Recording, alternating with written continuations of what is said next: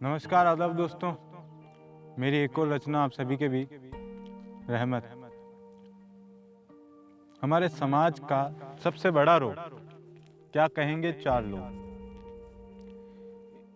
इसी झूठी इज्जत जाने के खौफ में जी रहे हैं हाजी अब्दुल रहमान उर्फ हाजी साहब। हाजी साहब की गांव में बहुत इज्जत थी, रुतबा था।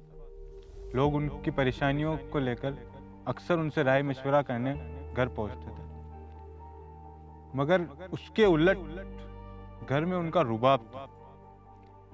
उनका घर होने का सबूत था कि घड़ी के कांटे की टिक टिक आवाज भी साफ सुनाई देती। उनके घर के फैसले हाजी साहब खुद लेते थे। उनके 3 लड़के थे और कुछ पोते और पोतियां, जिसमें से सबसे ज्यादा चिंता हाजी साहब को रहमत की थी। रहमत अभी पढ़ रही थी। अभी उसने मैट्रिक का एग्जाम दिया था और आज ही उस परीक्षा का परिणाम आने वाला था। वो परिणाम दिन में आ गया। पूरी कक्षा में रहमत अव्वल दर्जे में आई और उसे बधाई देने पूरी कक्षा के छात्र के घर पहुंचे। काफी खुशी का माहौल था और अचानक हाजी साहब नमाज पढ़कर लौटे। खुशी का माहौल खामोशी में बदल गया। हाजी साहब ने देखा कुछ लड़के और लड़कियां रहमत को बधाई दे रहे हैं। थोड़ा गुस्सा कर कमरे में अपने आराम कुर्सी पर जा बैठे और बाहर जो उन्होंने देखा उस पर गहरी सोच में थे। शायद उन्हें आगे होने वाली ऊंच नीच और 4 लोगों की बातें कान में सुनाई दे रही थी।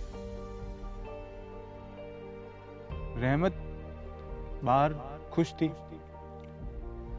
यहां तक कि वो इतनी खुश थी कि उसे इतना भी मालूम ना हुआ कि उसके दादाजी घर पर है और वो बुलंद आवाजों में अपनी सहेलियों के साथ अपने आगे की पढ़ाई पर चर्चा कर रही थी। ये सुन हाजी साहब को गुस्सा और चढ़ गया और हाजी साहब बाहर जाते ही रहमत को चाटा मारा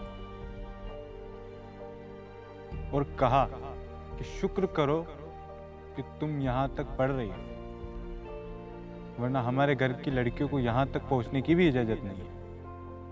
रहमत की सगाई बचपन में ही कर दी थी, इसलिए हाजी साहब ने सगे संबंधियों को फोन लगाया, बातचीत की और 2 महीने बाद रहमत की शादी की तारीख पक्की कर दी और घर में ऐलान कर दिया कि रहमत को इन 2 महीनों में सिलाई, कढ़ाई, घर और रसोई के काम सिखाया जाए।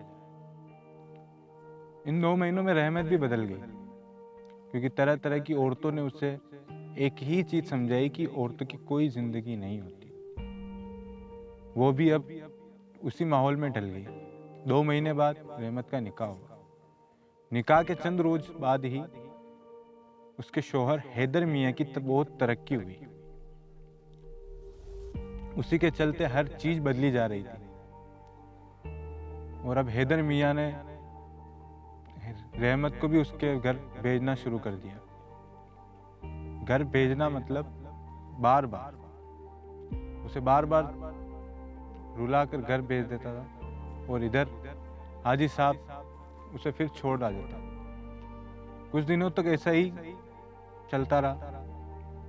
काफी समझाइश हुई, मगर हैदर मियाँ ने रहमत को तलाक दे दिया। असल में हैदर मियाँ को कोई और पसंद आ गई, पर सारे इल्जाम रहमत पर लगे। उन 4 लोगों को छोड़ घर वालों ने भी इतना ही कहा कि हो न हो रहमत की ही कोई गलती होगी। रहमत इन सब बातों से टूट चुकी थी, एक जिंदा लाश बन के रह गई। अब उसे कोई फर्क नहीं पड़ता कि उसकी जिंदगी में क्या होगा।